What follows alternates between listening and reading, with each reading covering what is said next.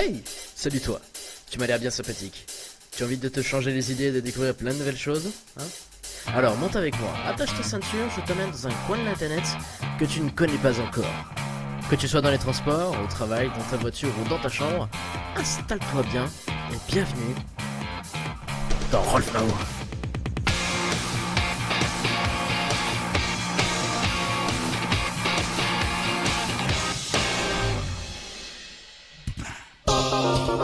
Mesdames et messieurs, 6 avril 2017, 21h54 à Pain.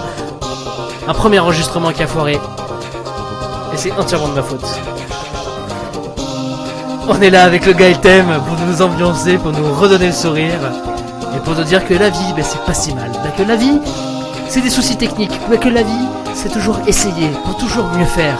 Et que la vie, c'est pas que du sport. C'est pas que des gens qui essaient de nous formater. C'est pas que des gens qui vont essayer de nous dire voilà, c'est comme ça qu'il faut faire, c'est comme ça qu'ils vont penser. Non! Internet, c'est la liberté. Internet, on peut dire tout ce qu'on veut. Internet, je t'aime.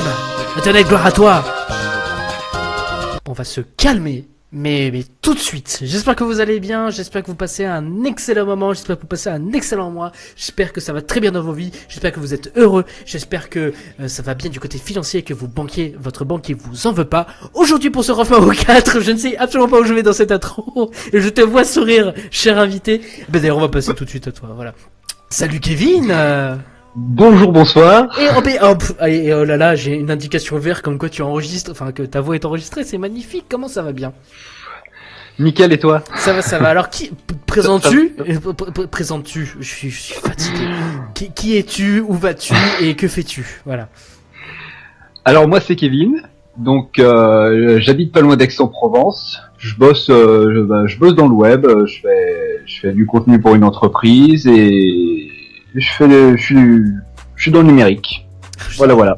Monsieur est dans le numérique. Alors si monsieur est le dans numérique. le numérique.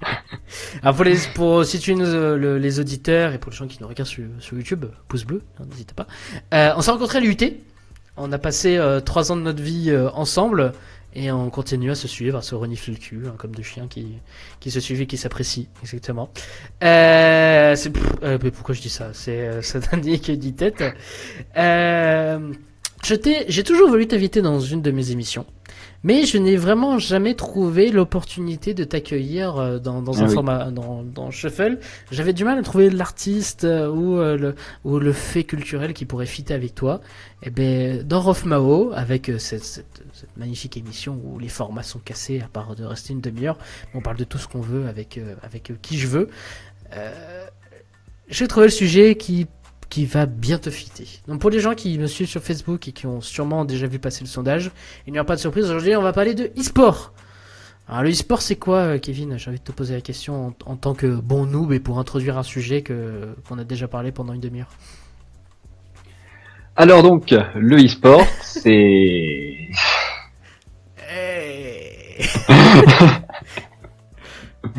Donc oui, l'e-sport, c'est donc des compétitions de jeux vidéo. C'est vraiment tout ce qui est déjà fait pour le sport. Donc que ce soit les ligues, les compétitions avec des équipes, avec des joueurs, avec des managers, avec des entraînements, tout ça, réuni, mais pour des jeux vidéo, pour des compètes sur plein de plateformes, plein de formats. C'est cool, c'est chouette. C'est ça, exactement. C'est vous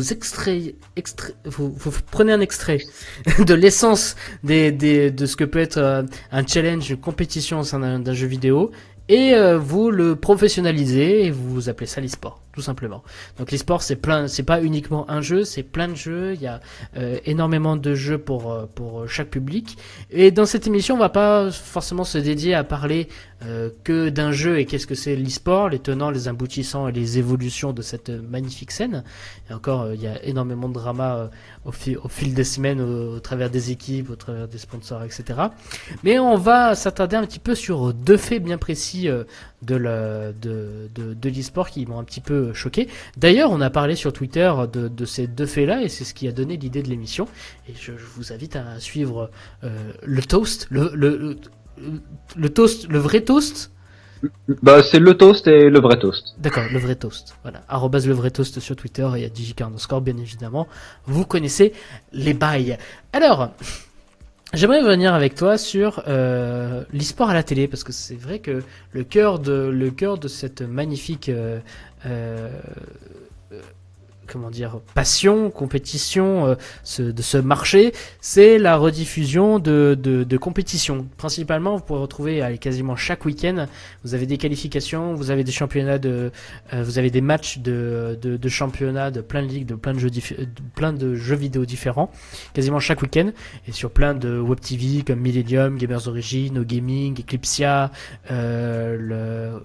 l'ESL même, vous avez la Team AAA. Non, ils streament plus, ils font pas de cast la Team AA, mais ils relaient des news.